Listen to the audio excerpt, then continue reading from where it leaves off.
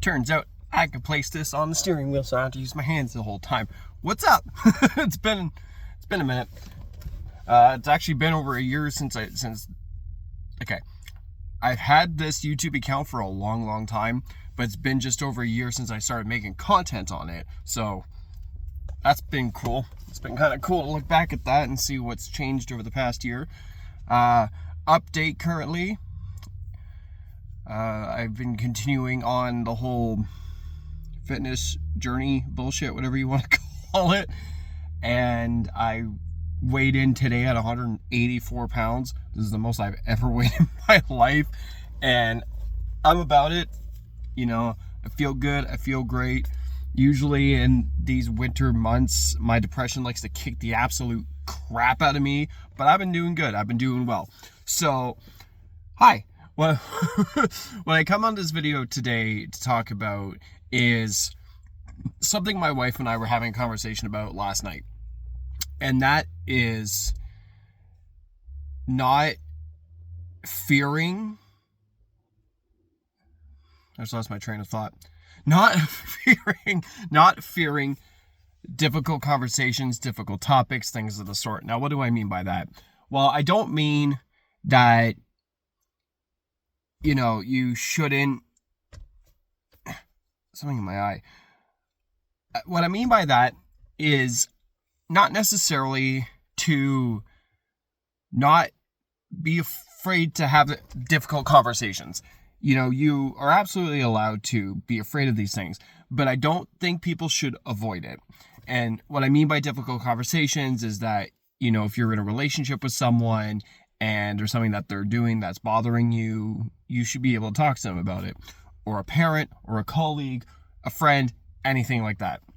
So many people avoid it because they're afraid of conflict, they're afraid of confrontation, they're afraid of all those types of things, and that leads to kind of you eating yourself up inside. And I don't think that's fair. I don't think anyone should be doing that. I think you should be able to have those difficult conversations. Now, will people always reciprocate those well? No. And that's a lot of why people fear it, because, you know, so many people want to keep the peace or not tread on anything. They don't want to rock the boat, so to speak. I don't like that saying. I don't like that. I think if the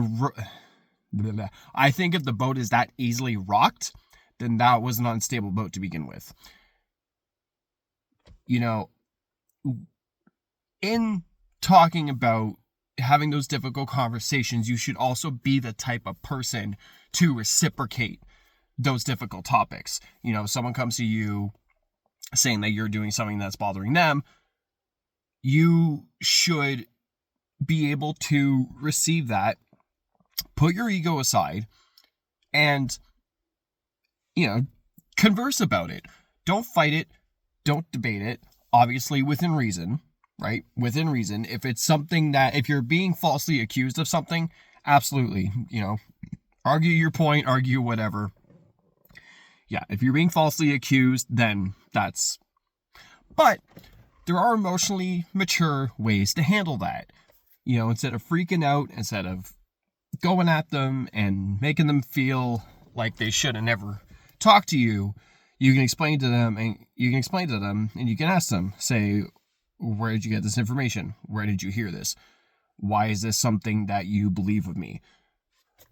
There are rational ways of handling these things. And a lot of times, and this is a trick to this, a lot of times when people approach you like that is because they want a reaction.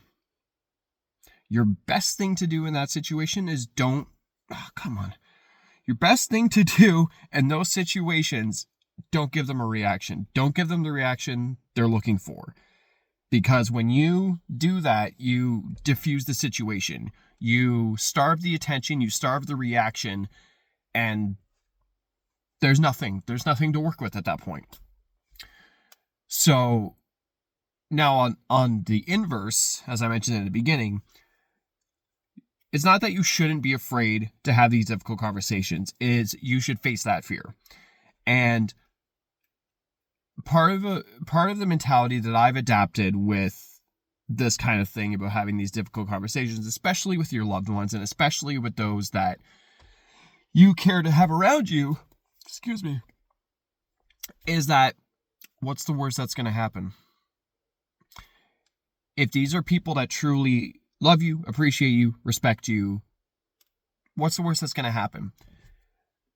You know, you approach someone that you care about in a loving manner, explain to them that, you know, what they have, something they've done has hurt you, or something they said has hurt you. What's the worst that's going to happen? You know, could they get mad at you about it? Sure, but that says more about them than it does about you. If they truly love and respect you, they will take that and they will say, I'm sorry, I didn't mean to. Right? And then what they do from that point on will reflect that. If they say sorry and then they keep doing it, well, then that's a bullshit sorry.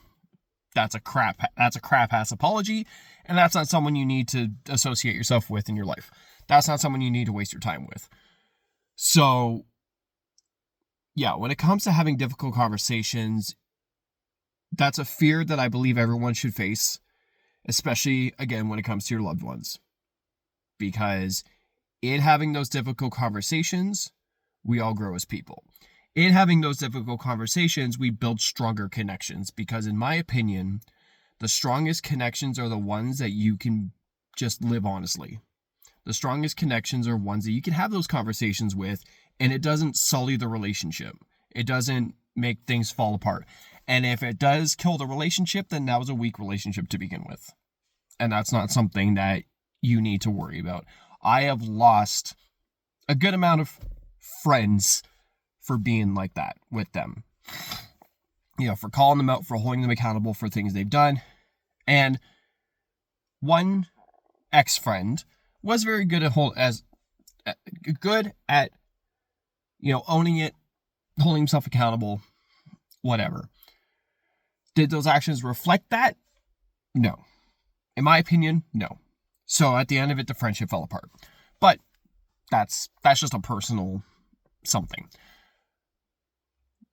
So yeah, the biggest takeaway from this video is you should be able to have those difficult conversations with your loved ones and even with people in general, you know, and if you try to have those difficult conversations and someone doesn't reciprocate it well, you can communicate it with them. You could say, look, this is just something that's been bothering me. I want to talk to you about it.